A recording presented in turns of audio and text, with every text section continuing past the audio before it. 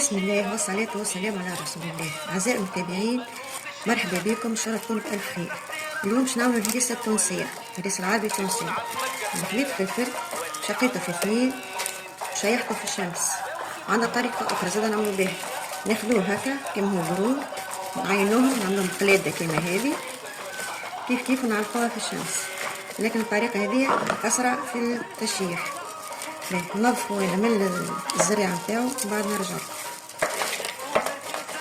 لبست البندوات على خاطر الفلفل حار، واحنا توانسة مشهورين بالهريسة الحارة. بعد ما نظفته نصب عليه الماء ونخليه يتنفخ مدة ربع ساعة. بعد نرجع بعد ما تنفخ الفلفل في الماء باش نخرجوه من الماء نتاعو، نسقطوه هكا شوية ونحطوه في الأشواء باش نرحيه. باهي بعد ما رحيت الهريسة باش نفوحها. عندي هوني ثوم، تروية، تابل وملح. هيا فوق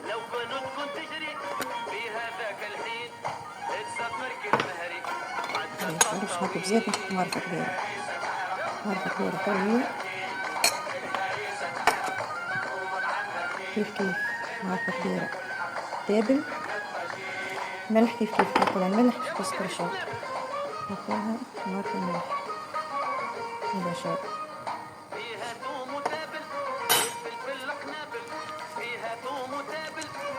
الريحة ما نقولكمش ما شاء الله.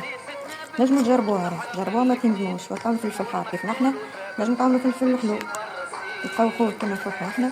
هريسة ما شاء الله.